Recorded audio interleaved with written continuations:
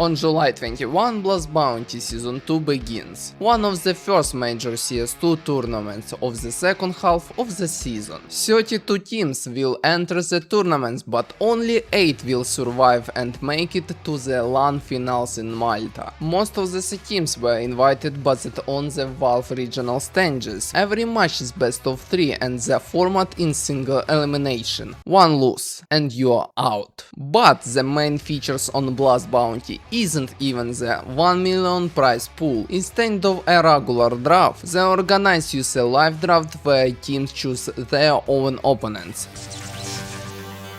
28 of the teams is simply the best teams in the VRS as of June 1, but quite a few teams couldn't take part because the ESL Pro League in China had just ended, so those teams needed some time to rest. The expression was Navi, they refused to participate in both tournaments. This could potentially hit that they are considering removing 2 players, presumably IM and Alexi B. There were also special invites, called wildcard. This gave some underdog teams that had generated a lot of hype over the past few months a chance to prove themselves at tournaments. But later I will explain you why the live draft system may completely ruin that opportunity for them.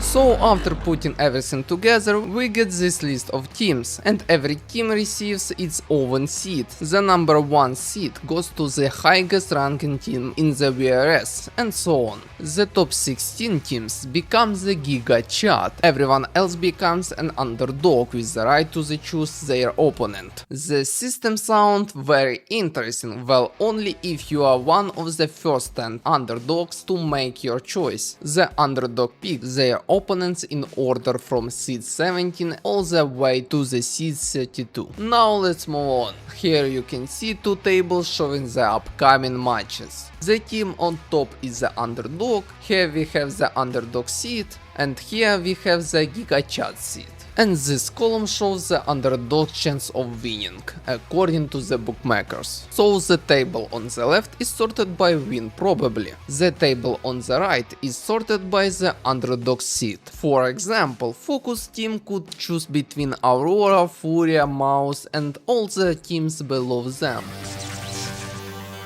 Now let's analyze all the upcoming matches. Let's start with Vitality vs Liquid. It's immediately clear who the favorite is Vitality. The bookmakers give Liquid just a 10% of winning. And this happened because Liquid only had Vitality, Falcons and Spirit left to choose from. That's incredibly unfair to Liquid, but that's how the live draft system works. The next matchup is much more interesting one, Max vs Magic.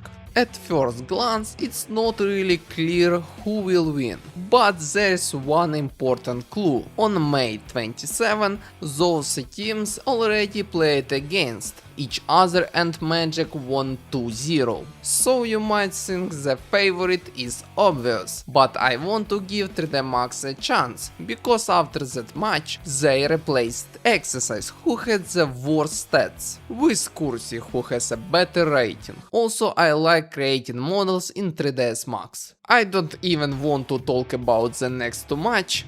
Guys, come on, there is no upset coming here. But Heroic vs the Mongols, here's the interesting part. Heroic were the second team to pick their opponents. They clearly choose the Mongols for a reason. The Mongols have a very fresh roster. They changed 2 players on July 12, but Heroic, their roster is even fresher. They have changed 3 players in the last month, so honestly I'm not going to bet some crazy upset here. Those 4 matches look pretty clear cut. The favorites are on the right. The roster have been played together for a long time and consistently delivering result. Alliance vs Wildcard is a different story. This is case where an underdog choose another underdog. Alliance are the favorites here, and the reason is simple. Judging by statistics, they have been steadily improving. Wildcard, on the other hand, judging by statistics, they have been steadily nothing changes. iBalance vs FaZe. Those teams literally played against each other recently, and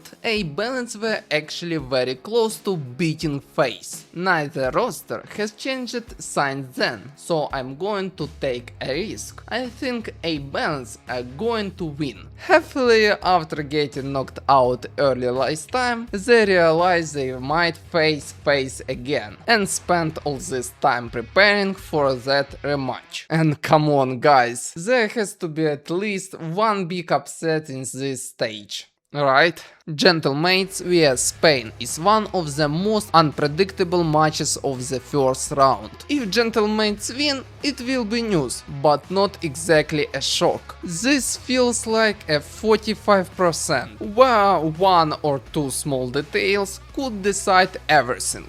Who wins the veto, who gets off to a better start, but I will go with Spain. Now Signers vs FUT looks completely different. On paper this is one-sided matchups. FUT are ranked 12th in the world, while Signers are ranked 45th. But what's interesting is that the chess team choose FUT as their opponents themselves. Maybe they saw something in this matchup that we don't. Maybe they believe the Turkish team is a good opponent for them. Good luck. Nemesis vs Australis is very close matchup. My favorite is Australis because they have more experiences. Although their recent results are very similar, I think the score will be 2-1. MAT vs NIP is probably the most evenly matchable battle. They have the same world ranking. I will pick MAT as the favorite simply because they were ones who choose NIP. Hopefully that means they prepare it well. And finally, Hotu vs Gamer Legion. Here is the favorite is clearly Gamer Legion. They ranked 15th in the world. Hotu are ranked 33rd. Hotu are coming into the match in good form with the 4 wins in their last 5 games, but Gamer Legion have faced much stronger opposition. So on paper Gamer Legion should take this one. So I wish all the teams fair play, and I will see you in the next video about the second stage of Blast Bounty. Goodbye.